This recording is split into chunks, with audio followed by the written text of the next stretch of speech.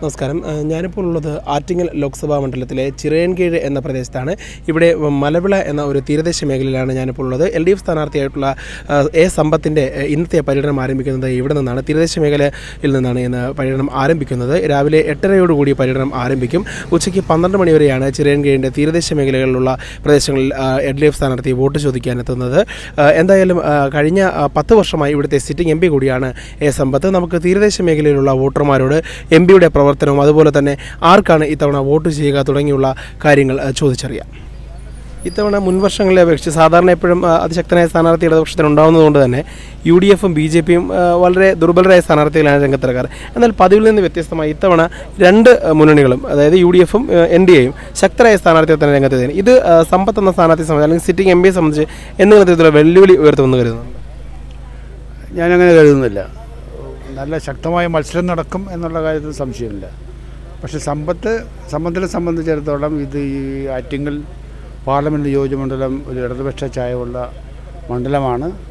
ഇടതുപക്ഷ പ്രസ്ഥാനങ്ങളെ സംബന്ധിച്ചിടത്തോളം അവരുടെ വോട്ട് ബാങ്ക് അത് സുരക്ഷിതമാണ്. അതിനകത്തൊരു വിള്ളലും വരുത്താൻ എത്ര ശക്തരായ സ്ഥാനാർത്ഥികൾ വന്നാലും സാധിക്കുമെന്ന് ഞാൻ കരുതുന്നില്ല. എന്തൊക്കെ വിഷയങ്ങളായിരിക്കും ചർച്ചയാവുക മണ്ഡലത്തിലെ, പ്രത്യേകിച്ച് ശബരിമല വിഷയം, അങ്ങനെ എന്തെങ്കിലും ചർച്ച അത് BJPയുടെ ഭാഗത്തു നിന്നൊക്കെ വലിയ രീതിയിൽ ഉണ്ടാകുന്നു? അങ്ങനെ ആ ഒരു വിഷയം മണ്ഡലത്തിൽ എങ്ങനെയായിരിക്കും പ്രതിപാദിക്കുക? ശബരിമല വിഷയം വളരെ പരിഹാസ്യമായിട്ട് എനിക്ക് അനുഭവപ്പെടുന്നത്. ഇതിനിടയിൽ തന്നെ നിരവധി ബൂത്ത് യോഗങ്ങളിൽ ഞാൻ പങ്കെടുക്കുകയുണ്ടായി. നല്ല സ്ത്രീ പങ്കാളിത്തം അത്തരം യോഗങ്ങളിലുണ്ടായിരുന്നു. പ്രധാന വിഷയം ഞങ്ങളും ചർച്ച ചെയ്തത് ശബരിമല വിഷയം തന്നെ. അത് ശബരിമല വിഷയവുമായി പിന്നെ കോൺഗ്രസോ BJPയോ അവരുടെ ഇടയിൽ ചെന്നാൽ ഏത് രീതിയിലായിരിക്കും അവർ പ്രതികരിക്കുക എന്ന് നിങ്ങൾ തന്നെ പോയി നേരിട്ട് അനുഭവപ്പെട്ടാൽ മതി. ആറ്റിങ്ങൽ മണ്ഡലത്തിലെ MP എന്ന നിലയ്ക്ക് എ സമ്പത്ത് എന്ന വ്യക്തിയുടെ പ്രവർത്തനം എങ്ങനെയായിരുന്നു? ഇത്തവണത്തെ എങ്ങനെയാണ് പുള്ളിയുടെ വിജയസാധ്യതയും കാര്യങ്ങളൊക്കെ? MP എന്നുള്ള നിലയ്ക്ക് നല്ല പ്രവർത്തനം തന്നെയാണ് കാഴ്ചവെച്ചിരിക്കുന്നത്. ഒരു MPക്ക് ഒരു ഗ്രാമം ദത്തെടുക്കാമെന്നുള്ള രീതിയിൽ കേന്ദ്ര സർക്കാരിൻ്റെ മോദി സർക്കാർ വന്നതിന് ശേഷം ഉണ്ടായിട്ടുള്ള ഇതിൽ 5 ഗ്രാമമാണ് MP ദത്തെടുത്തിരിക്കുന്നത്. അതിൻ്റെ ഫലമായിട്ട് 10 കോടി രൂപ ചിലവാക്കിക്കൊണ്ട് ഇവിടെ ഒരു കേബിൾ കണക്ഷൻ, അതായത് കറണ്ട് മഴയും കാറ്റുമൊക്കെ വന്നാൽ ലൈൻ പൊട്ടി വീഴാതിരിക്കാൻ വേണ്ടി ഒരു കേബിൾ ഇട്ട് പോയിട്ടുണ്ട്. അതൊരു 10 കോടി രൂപയുടെ ഒരു പ്രോജക്റ്റാണ്. അതിവിടെ നടപ്പിലാക്കിയിട്ടുണ്ട്. പിന്നെ ഇവിടെ സ്കൂളുകൾക്ക് വേണ്ടുന്നുള്ള വികസനം, എല്ലാ സ്കൂളുകൾക്കും വേണ്ടുന്നുള്ള വികസന പ്രവർത്തനങ്ങളെല്ലാം തന്നെ നടത്തിയിട്ടുണ്ട്. MP എന്നുള്ള നിലയിൽ നല്ലൊരു പ്രവർത്തനം തന്നെയാണ് കാഴ്ചവെച്ചിട്ടുള്ളത്. മണ്ഡലത്തിലെ കയർ മേഖലയിൽ ജോലി ചെയ്യുന്ന ചില തൊഴിലാളികളാണ് ഇപ്പോൾ നമ്മോടൊപ്പം ചേരുന്നത്.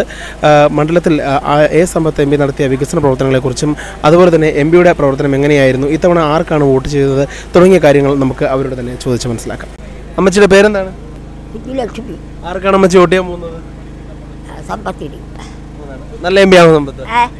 നല്ല MP ആണോ? അമ്മച്ചി എത്ര വർഷമായിട്ട് വോട്ട് ചെയ്യുന്നുണ്ട്? എത്ര കാലമായിട്ട് വോട്ട് ചെയ്യുന്നുണ്ട്?